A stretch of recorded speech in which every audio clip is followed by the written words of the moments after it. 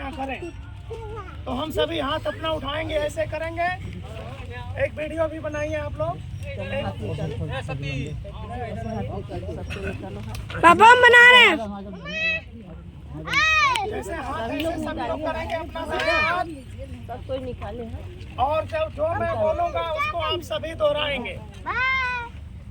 हम भारत के लोग, भारत को एक संपूर्ण प्रभुत्व संपन्न समाजवादी पंथ निरपेक्ष लोकतंत्रात्मक गणराज्य बनाने के लिए तथा उसके समस्त नागरिकों को सामाजिक आर्थिक और राजनैतिक न्याय विचार अभिव्यक्ति विश्वास धर्म और उपासना की स्वतंत्रता प्रतिष्ठा और अवसर की समानता प्राप्त कराने के लिए तथा उन सब में व्यक्ति की गरिमा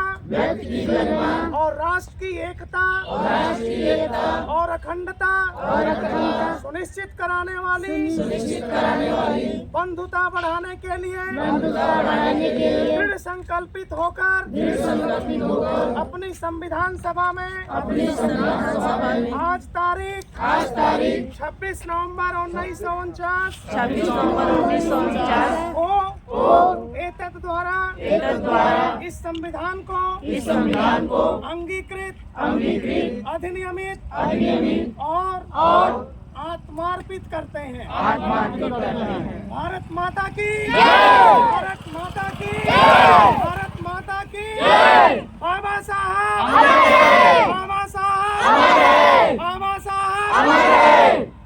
बंधुओं, आज जैसा कि संविधान प्रस्तावना का दिवस है, हम आपसे यही गुजारिश करते हैं कि हमें जो कुछ भी मिला है वो संविधान से मिला है, जो कुछ भी मिला है वो सावित्रीबाई फूले से मिला है, जो कुछ भी मिला है मान्यवर साहब के द्वारा मिला है, जो कुछ मिला है राम स्वरूप वर्मा जी के प्रयासों से मिला है, जो कुछ मिला है वो सम्राट अशोक से मिला है, और विश्व गुरु जिन्हें कहा जाता है, जब हमारे बड़े लोग विदेशों में जाते हैं तो भगवान बुद्ध की तस्वीर प्रस्तुत करते हैं और ये कहते हैं कि हम विश्व गुरु के देश से आए हैं।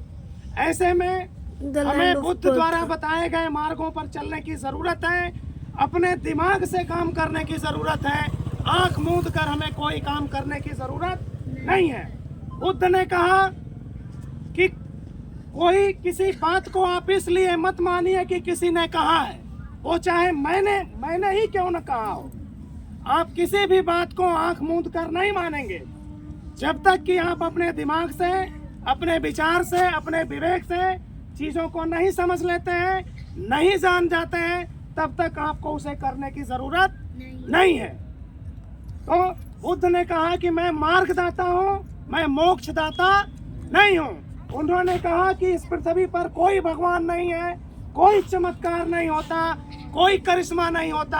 आप मेहनत करेंगे, उसका फल और उसका परिणाम आपको मिलेगा, और बिना मेहनत किए आप आगे नहीं बढ़ सकते हैं। इसलिए आज इस संविधान प्रस्तावना के दिवस पर आप सभी से ये गुजारिश है हमारी कि आप शिक्षा को महत्व दें, विज्ञान को महत्व दें, समानता को महत्व दें, और आपसी बंधुत्व और प्रेम भाईचारा को मिल करके आगे बढ़े, और काल्पनिक तथा अंधविश्वासी चीजों में फालतू का समय और फालतू का पैसा न लगाएं, क्योंकि आपकी पीढ़ियां और हमारी पीढ़ियां लगातार अंधविश्वासों में फंसी रही हैं। और आप अपनी स्थिति आज भी देख लीजिए कि हमारी स्थिति क्या है। जब से संविधान लागू हुआ 26 जनवरी 1950 से, तब से आपकी स्थिति में सुधार हुआ।